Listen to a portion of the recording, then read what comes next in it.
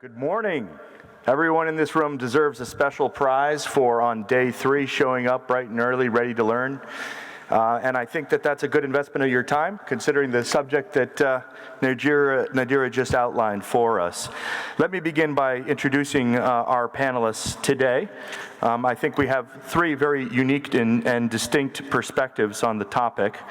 So without any further ado, I shall introduce them now, beginning in the middle with Q Chang from HIT Robot Group, currently making robots and doing AI in China as sort of intermediary between the MIT of China, HIT, if you will, and the market. A very interesting story. To his left, Dr. Adam Nagy. Thank you very much for coming. Deputy State Secretary, Minister of Innovation and Technology in Hungary. I mean, the title says it all. Not too many countries have ministries that are so focused on the issue of AI as Hungary. And finally, Pankaj Bajaj to my left from Bajaj Industries. Thank you all for joining us. Let's start by giving our audience a little bit of perspective of how you're approaching this question. Perhaps, Guling, I could start with you, Yuchen, and ask you exactly where do you see not just the opportunities, because I think we generally get that the opportunities when it comes to AI and robotics are about sort of automating those repetitive things and reducing uncertainty in the manufacturing process. But where do you see the challenges when it comes to AI and robotics? Is the red button on? Thank you, Ryan. It's a good question.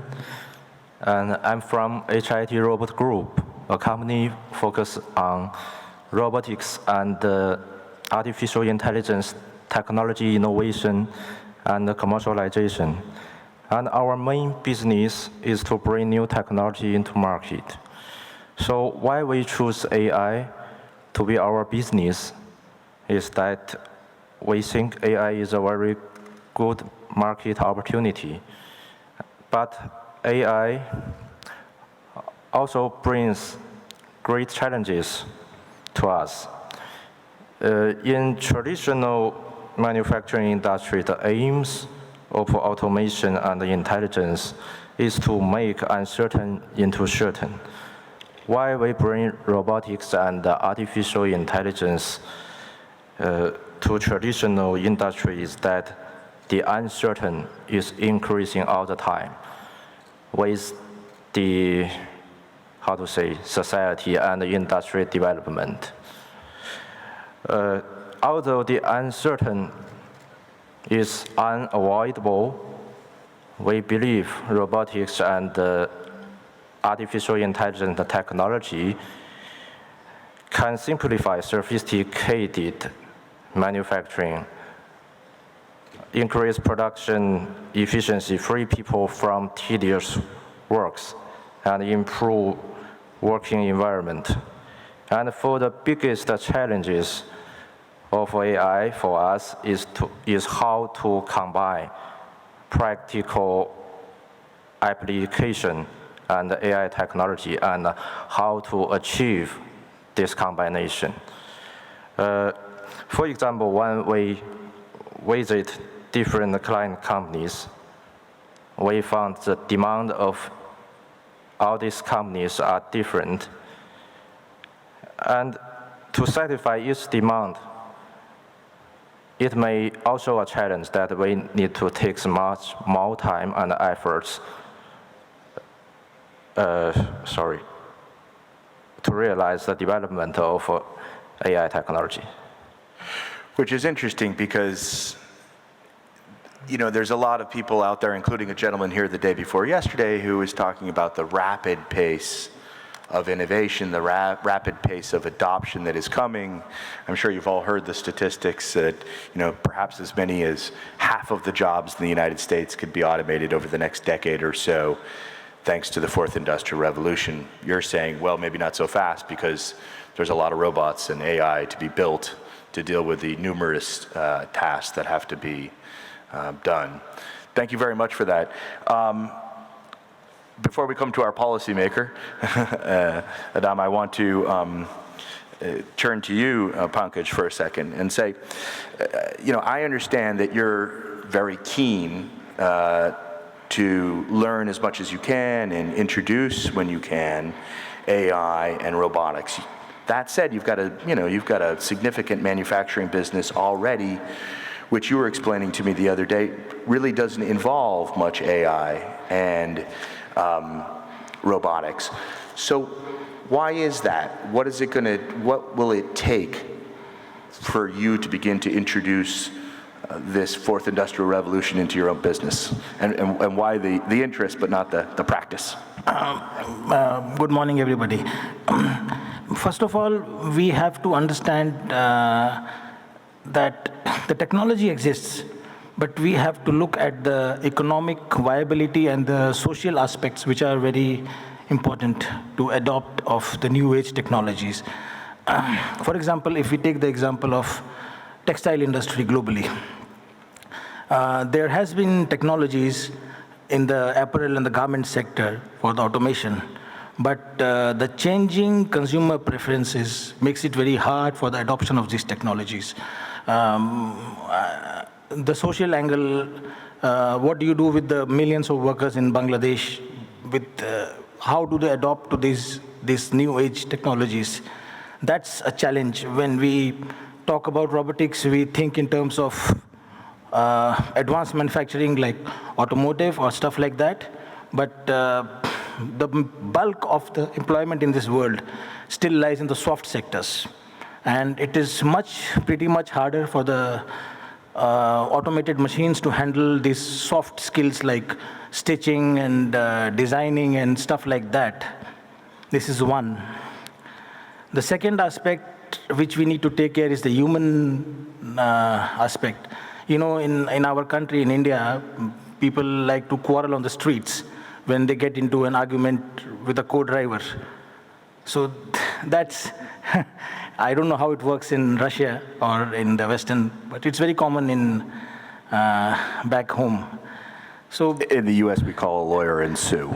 Yeah. So, I mean, what will happen when you have a small accident with the automated machine?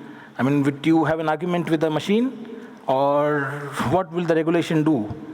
So these are the kind of interactive experiences which are very important for the humans. You need to talk to your coworker, you need to engage with him, you need to say thank you to him, you need to learn new skills from him. That will take a much longer time, and the machine has to learn these human aspects. This, I think, is a very important subject, and which will keep large chunks of manufacturing much longer. It will take much longer for these aspects to get integrated into the system. Thank you very much. And last but not least, our policymaker, Dr. Adam Nagy.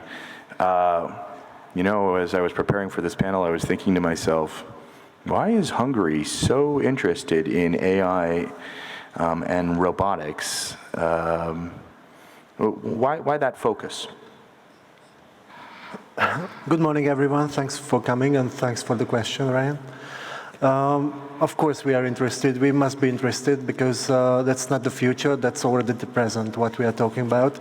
And reacting to what Q said, it's a rapid challenge. And reacting to what Pankaj said, it's a human society aspect as well. So as a state, as a policymaker, we have to deal with all these challenges to make the people of Hungary, the life of Hungarian people, safer, better, and improving their life quality. So, of course, we are making industry. There are a lot of manufacturing in Hungary. We are trying to develop, and that's the only way. That seems to be the only way to catch up with the tempo of AI. That's why we are interested. And just to put things into perspective, how does one measure the level of robotization, if that's a word, or automation in a country?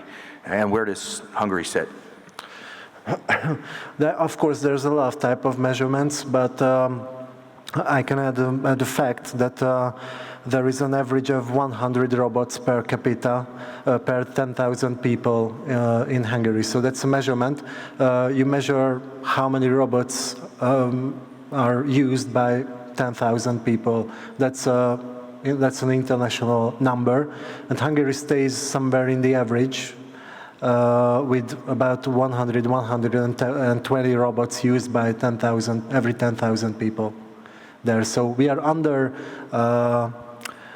the average level a bit, but we are trying to develop. We're trying to catch up with the tempo that Germany and Denmark and Norway, who are the top countries in robotization in Europe. We're trying to catch up with them.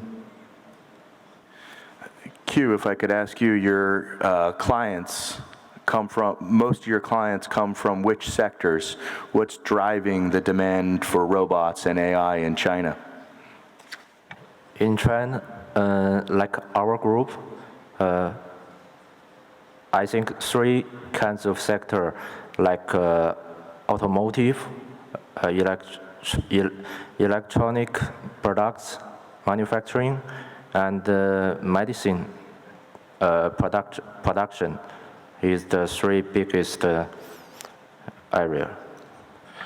And Adam, if I could come quickly back to you, and then I'll come to you, Prakash. Is that what you're seeing in Hungary? Yes, definitely. Definitely, it's the same. The most robotized, most automatized sector is automotive factory or automotive sector, and of course, medical devices are also on the top. These are very precise workflows. So you need to be automatized if you want to succeed in these sectors. Pankaj, I wanted to follow up on the question that you and I started with, which is about adoption and what drives adoption, or is an obstacle to adoption. If we imagine cost as being one of, if not the biggest barrier in the transition to automation, does that mean, in your view, that richer economies get a head start and poorer economies, as a result, have to play catch up and get punished for that? Can you just repeat your question? If cost is the biggest obstacle to adoption in automation and bringing in robots into the workflow, does that mean that companies and economies that have the least ability to do that, the poorer economies, are going to be behind the richer economies and be punished for sort of being forced to follow the richer economies? Well, here we have to look at 2 issues. One is how do we, let's take about the catch-up game which the poor countries are already trying to play with the rich countries by trying to get into the automation. But the challenge is what to do with the teeming millions of people. You have to re-educate them, you have to retrain them in different kind of activities, and nobody knows what kind of training will be required in the future to get into new areas of work. So we are looking at a future where you need to constantly retrain and engage with the people at different levels. That is a challenge for the poor countries, the countries which have large number of people who are not ready for the new industrial revolution. That is one. Secondly, talking about the cost aspect, the important thing is not the cost. The important thing is the changing consumer preferences. There are people who are ready to invest 100 million euros in automated line. But what happens if 2 years down the line, the consumer wants to change the preferences and you have to invest a further $50 million in that to retool the whole thing? Now that is happening more and more in this new world. 20 years down the line, you could see everybody wearing the same kind of clothes. Now people are getting richer, there are more designer stuff, for example, or you find different kind of vehicles on the streets, you from a small one to a big one. So this changing consumer preference is going to be a very big force in the future to drive automation. Adam, the examples that you gave, the two countries that you mentioned, and in particular, of course, Germany, that are leaders in automation and sort of robotization in Europe, Germany and Denmark. Do you feel that they have a sort of a head start because they're wealthier? Is that the sort of view that the Hungarian government takes, that, you know, wealthier economies are going to push this faster, and that's, you know, it thinks about things in that context? Of course, these are wealthier countries than Hungary, but I think it's not only the cost part that we shall take care of. We have to educate people. We have a lot of creative minds in Hungary. We have a lot of good technicians, a lot of good expertise, and what we have to cope with is the pressure what the business world makes in Europe. But I think we can cope with that pressure by adding the cognitive skills of the Hungarian people, the intuition, and we have to robotize, of course, manufacturing, but we can learn from the German companies, from the Danish companies, and from companies around the world who are well developed. But we are on the way, and we are trying to catch with the tempo, and I think we are good at it. And how does the government of Hungary go about training the population to make that transition? The most important thing is to, from the one side, to train SMEs in Hungary, because they are the ones who are in direct connections with the bigger companies. And just for our translators, I'll explain. That means small and medium-sized enterprises. Yes. So smaller businesses, not the huge businesses. Yep. Yes, of course, smaller businesses are members of the value chain. They are working with bigger companies, and they can learn from the bigger companies, either technologies, either any kind of skills, automation. And what we are financing as a state is to give this possibility to our SMEs, the small businesses, to learn from the bigger companies. We are working with the bigger companies as samples. They are showing their skills, they are showing their technologies to the smaller companies, and that's how they develop together. Chulong, I know that HIT Robot Group sells a lot of robots, a lot of AI, you know, for a startup having just begun in December of 2014, doing $150 million of business last year is not a bad start. Do you do any education? Do you teach? Yes, when it comes to the future education, I want to share some information about one of our robot division in industrial robot education. So with the development of robotics and artificial intelligence, a talent gap in AI just has arisen.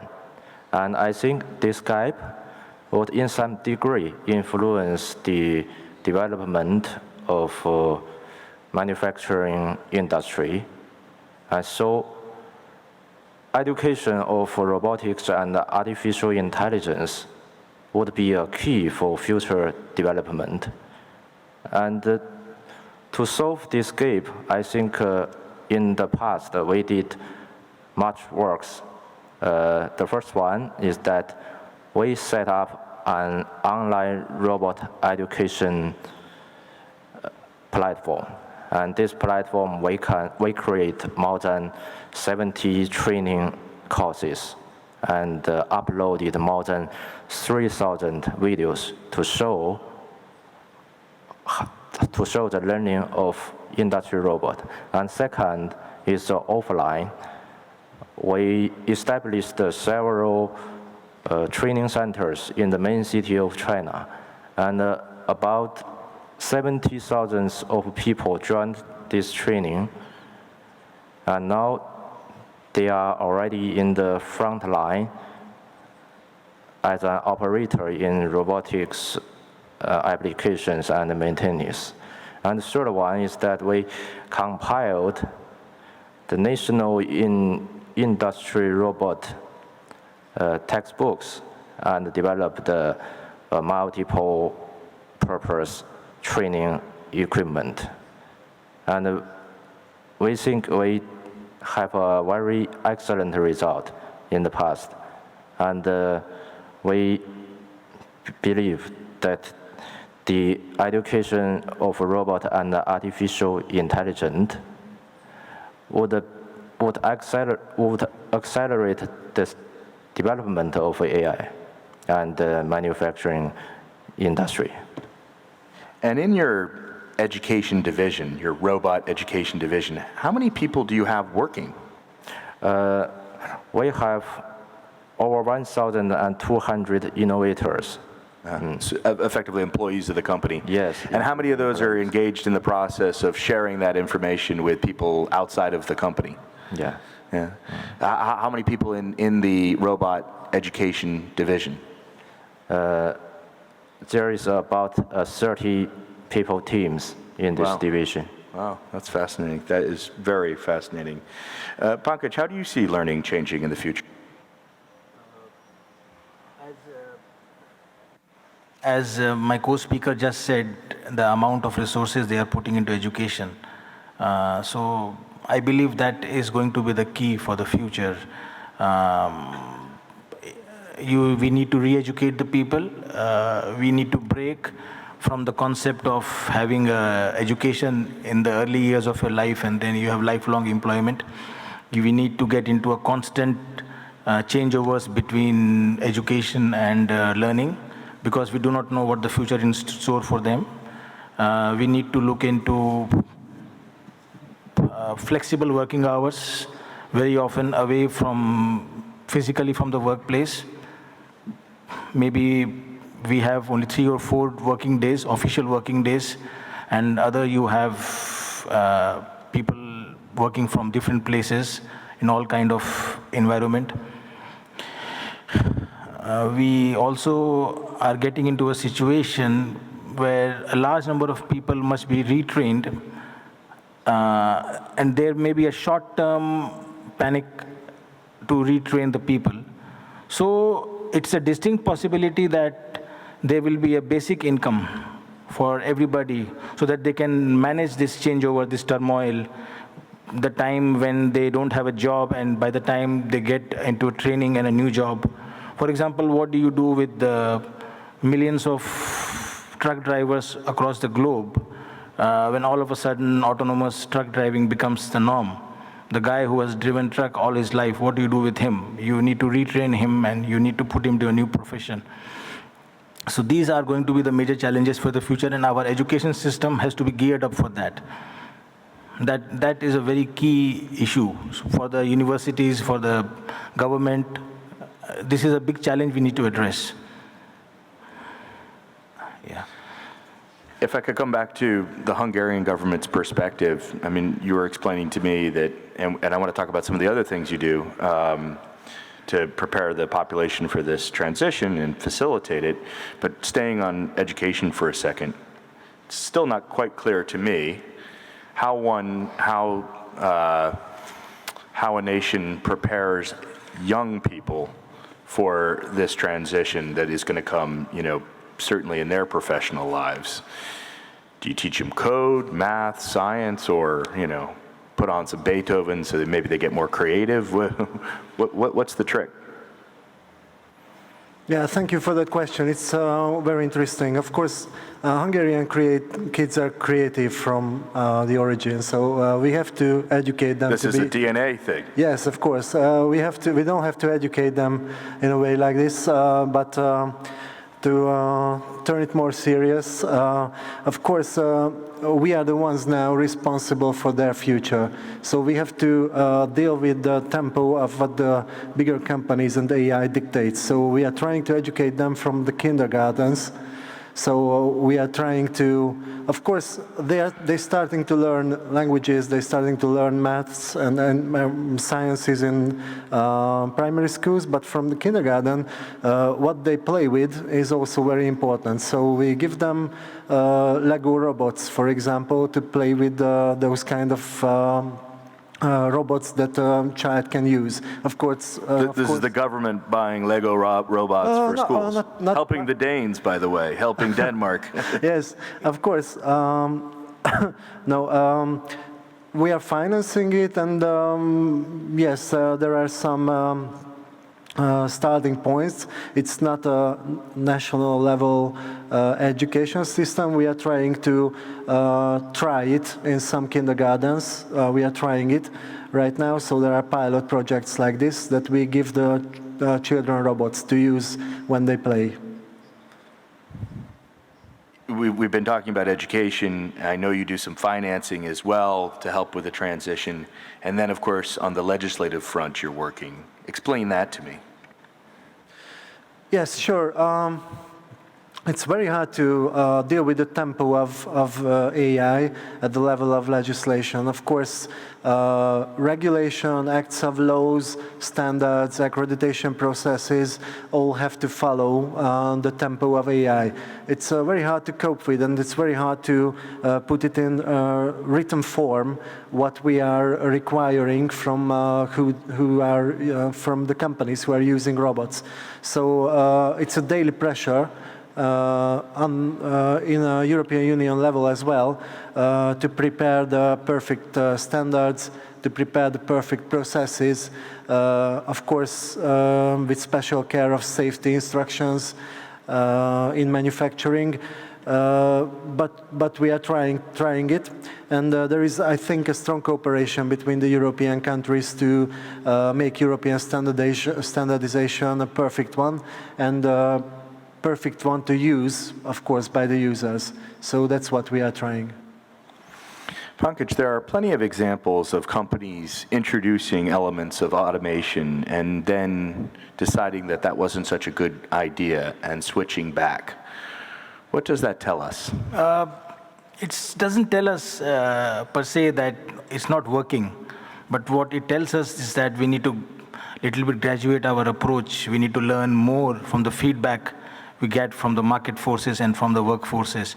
We need to teach the robots to learn human things, like how to work with a colleague, how to understand the customer whose needs are always changing. These are the key takeaways which must come back into the loop. I understand that machine learning has a way of in-building the feedback loop. I also understand that it can build the negative biases which they receive from the market. It can get biased in a human way of acting. But this is a challenge which must be taken by the industry, by the academia, to design new flexible systems which can change as per the needs of the market, not to get stuck in the old legacy system. Like 10 years ago, people got stuck in the huge computer systems which were legacy. They sunk the cost and then they become irrelevant. So my worry is that the IT systems and the automation of the future must be more nimble and flexible as per the market needs. Yeah. Thank you. Chulong, I think everybody here craves details when they hear these kinds of conversations. You were telling me it would be very interesting for, I think, our audience to hear what kinds of clients you have, to the extent that you can share that. You were telling me yesterday about a client who just brought you cowhide. Yeah. Tell me about that. Yes, cowhide, because my work is involved in the artificial intelligence, and we are finding ways to find a more advanced technology to solve the practical problems. Like in 2 years ago, we started a project that is to inspect the follies of cowhide. is just a core skin, because this is very important in the core head producing procedures, because we can. Because cowhides inherently have flaws. Yes, it has flaws, and people have to manually cut out those flaws. People have to manually detect the flaw, and the working environment is very bad. And also, one important thing is that the grading of the heights, and this is also influence the factors cost. So we invent a machine to automate inspect the flaw of the core head and to make this procedure more fluent and more smooth. Very interesting. In Hungary, can you give us an example, a practical example of how robotics is being introduced on the micro level in a way that might surprise us? There are no real surprises, but there are some examples that we learn back from the companies who are we financing and who are we trying to educate. And there are connections between medium-sized companies and small-sized companies, and they rent robots from each other. So they change their experiences, and there is a good pilot project, I think, for every country who are trying to deal with this robotization, that you have to make connections between your companies in the value chain, trying to urge them to learn from each other. So there are no real special examples. That we are trying to spread all the robots that are used in Hungary between the Hungarian companies. So they share each other their robots, and they learn each other how to use their robots. That's a good example, I think. Pankaj, going back to your Indian car crash example. How much do you think the industry right now is thinking about this issue of the interaction in the future between the automated, the robot, the inanimate, and the human? Do you think that there's enough thought going into this right now? There is talks going on. There are practical feedbacks coming into the industry, into the academia, people who are developing. But this kind of feedback is very hard to find. It very often happens by experience. So my humble suggestion is that we need to be a little careful in getting into legacy systems. We need to be a little calibrated, going bit by bit. Probably our expectation of getting things implemented in a time horizon of, say, 5 years, that needs to be elongated to 10 years so that it's more near to the markets. That's the most important thing, because we can harvest the advantages of technologies in the long run if we make the right investments. But if we rush up with things, then we may land up in a difficult situation where we may land up alienating our customers and our employees. Chulong, let me put that question to you. You were telling me that just in one room, that is, or I guess giant room, that's like 2,000 square meters, you have many, many robots. And as part of your educational process, students come in and interact with those robots. You've got all these employees. Have you learned anything about strange things that happen when humans are around robots for a long period of time? Yes, we have a college in Suzhou. It's just like a lab, and we welcome the people, no matter how old are you, you can come to join us and to share the pleasure of robotics learning. And in this lab where you have all of these robots, and in your other sort of industrial production sites, are you learning anything? Is there anything interesting about when you have a human and a robot next to one another for a long period of time? Do strange things, interesting things happen when in terms of their interaction? Oh, you mean the human beings cooperate with the robots? Yes. Yes. In my opinion, the robots there is industry robot and co-robot.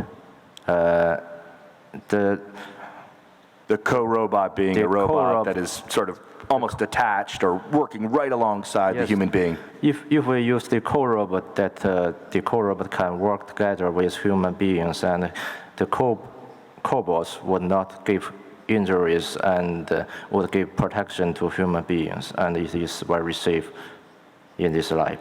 Yeah. So presumably the human being working with a cobot, to use that term, is happy that they have the cobot attached to them. But in the factory, and mostly used is the industry robot, and because industry robot can be the one gives high efficiency in the production. Yeah. Has HIT Robot Group produced, or is it producing any cobots? We are just at the beginner of the cobots, and we are also the general distributor of some cobots, famous cobots in China. Thank you. You're welcome. Adam, I'm a little bit out of my depth here. Is it Cobot or Cobot? I guess it must be Cobot, yeah? Do you have any cobots in Hungary? Yes, we do have.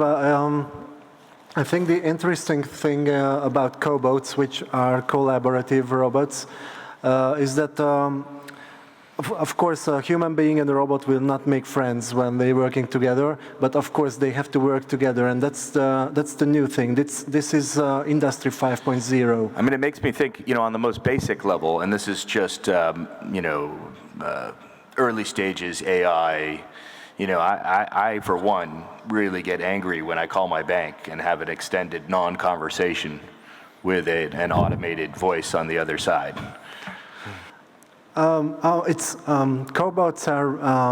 will be the members of manufacturing rather than services. So I think it's not that problem to talk to.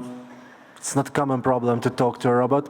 We have to work with them. And I think the most interesting thing about this is how people will use to work with those kind of robots, that they are not only directing, but they are using as a third or fourth hand of him.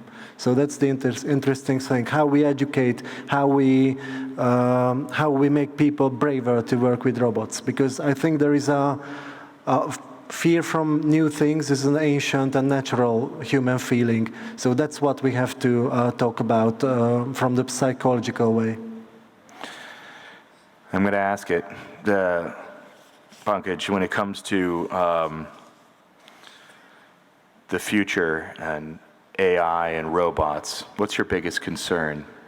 Another way of putting it would be, because you're obviously very enthusiastic about it, what really worries you about it? What worries is our response to the short-term turmoil is what is the most difficult aspect. The governments, the industry, the academia, they have to hold hands together to handle this disruption. It has happened in the past. A lot of doomsday talk have taken place in the past. All has been naysayed. People are saying that it's going to be different this time.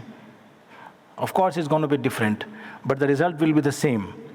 The demand is generated by the human needs.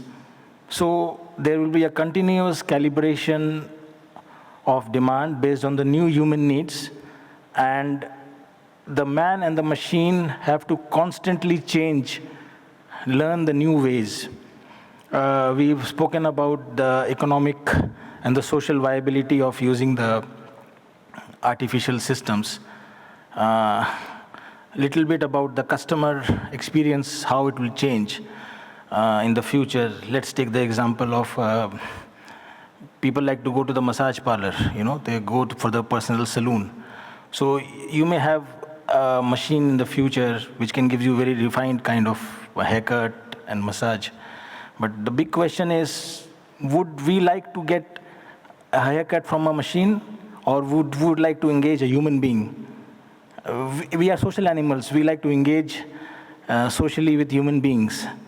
So that is the key. Maybe the situation will emerge. We have a premium class of people engaged in giving service, and we have a lower-end machine which gives the same service. So, end of the day, we are social animals. We have biological needs. Our expectations are there to engage with our co-workers. So, these customer changing preferences are going to come more and more into the future. In the sales profession, when 20 years ago we had the emails and other kind of IT systems hitting, people thought that sales will become an automated process. But what we have seen, it has become more personalized. Now, no more we write an email to the sales department, we write to a person. Even the Cobots have got names.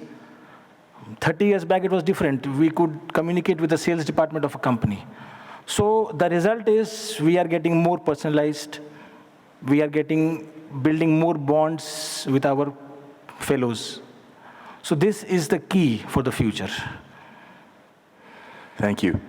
Chulong, you are a cheerleader for AI and robotics. You are a huge fan, and yet you must have some concerns, some worries about the future. What's the biggest one? I think the most concern is that if the artificial intelligence developed so rapidly, and the intelligence would surpass the human being wisdoms, and it may cause some new troubles. This is the machine becomes wiser than the human. Yes, but I think it still would be a long time to be there. Yeah. Before we touch this point, I think we already find the ways to solve this problem. So you think it's possible that robots can become wiser than humans? In my case, I'm sure it's quite possible. I think so. Perhaps it'll take significantly longer. The job of the moderator will be done by a machine? The job of a moderator will be done by a machine in the future? No, why not? At least machines can be good at listening, perhaps better than human beings. Government of Hungary, as a government official, your biggest concern as we move into this space? As we move into the Industrial Revolution, what's your biggest concern? There are a lot of concerns, of course, but I still think that a robot or machine being wiser than a human is quite possible. But don't underestimate human beings, because we are who created those robots. So I still think that we can direct and we can harmonize life of human beings with robots being out there. So the biggest concern is that what will happen in the poorer countries, what will happen in the poorer regions, can they cope with this business type of pressure? That's a concern as a national level also, and I think that's a concern as a worldwide level, at a worldwide level.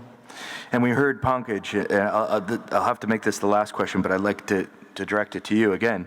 You know, when we talk about the introduction of AI and robots, there's a lot of talk about how, unlike past technological advances, and this is an arguable point, that this will lead to even greater challenges in terms of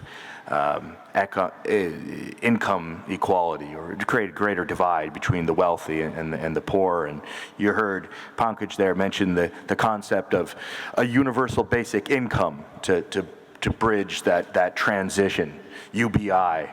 We hear a lot about it nowadays. What do you think about that? Oh, yes, I think it's quite possible what you mean. By the way, I'm well aware that I just asked a government official for a okay. policy view. And I'm aware of my role as a government official, so... So we'll continue to be provocative. Yeah, thank you. So I will just reply shortly. Yes, I think but to be honest, that it's quite possible that there will be a fight or something like that between for the more specialized robot techniques and the more specialized modern technologies. But I think learning from history, life always balances itself. So there will be some equality demand from the responsible leaders of the countries, I think. So if not UBI, if not universal basic income, you definitely see the forces aligning to push for some kind of, should it appear on the horizon, some kind of solution. Because I think the modern technologies, as Pankaj already added, they are coming from user experiences, user demands, and the highly developed countries are also users. So their demands will be satisfied when some equality will be spread between the countries. Thank you very much. Pankaj Bajaj from Bajaj Industries, Chulong Chen, Vice President of HIT Robot Group, and finally, Dr. Adam Nagy, Deputy State Secretary, Ministry of the Innovation and Technology of Hungary. Thank you very much. I found it fascinating. As the sign says in front of me here, our time's up. But please join me in thanking our panelists, and thank you for coming at such an early hour for this conversation. Hope you have an opportunity to ambush our guests up here and ask them more questions.